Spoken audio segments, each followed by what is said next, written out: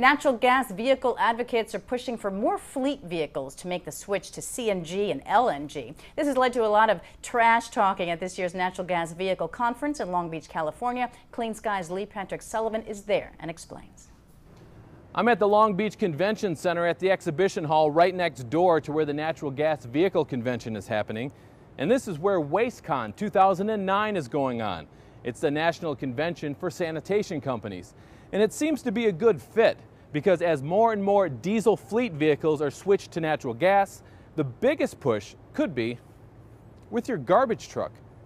Trash Day is starting to become a green experience in the Midwest and East Coast, with more and more cities switching from diesel garbage trucks to compressed natural gas. CNG sanitation trucks have been in service in California for years. The natural gas engines have about 1/6 the emissions of the current diesel engines. And you never see a cloud of black soot coming out of the tailpipe. Although there is a reduction in CO2 emissions, it wasn't until the cost for diesel went over $5 a gallon that cities across the country started to take a look at natural gas, which typically costs half that of diesel. And unlike a family car, refueling isn't a problem with fleet vehicles that can use one common refueling station. They're using existing infrastructure in our territory, high-volume, heavy-duty fueling stations, and they're finding a big economic gain. And, of course, we're cleaning up the air and improving our energy security. But these CNG trucks aren't cheap.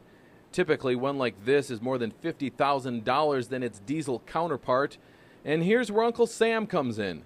Companies can get up to a $32,000 tax credit for switching to natural gas. There's also a 50 cents per gallon discount for the price of LNG or CNG equivalent. And new refueling stations can get 50% of their costs back, up to $50,000 per location. And garbage haulers are taking advantage of these incentives.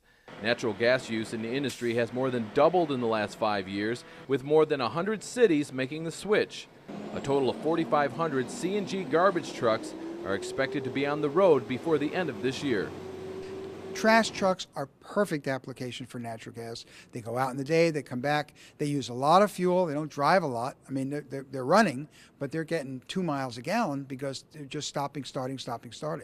And so you're seeing interest in fleets of trash trucks all across the country. I mean, right now, transit buses are our largest market. I think not too far distant future, you're going to see that trash trucks are going to be our largest market. Now, besides reducing emissions and lowering their fuel costs, CNG advocates say there could be a third reason why these trucks are becoming so popular. Take this into consideration. Out of the 4 largest metropolitan areas, the #1 complaint from citizens to city councils isn't crime, roads, or taxes, it's noise. And the #1 noisy culprit is, you guessed it, garbage trucks. At the Natural Gas Vehicle Convention in Long Beach, California, I'm Lee Patrick Sullivan, Clean Skies News.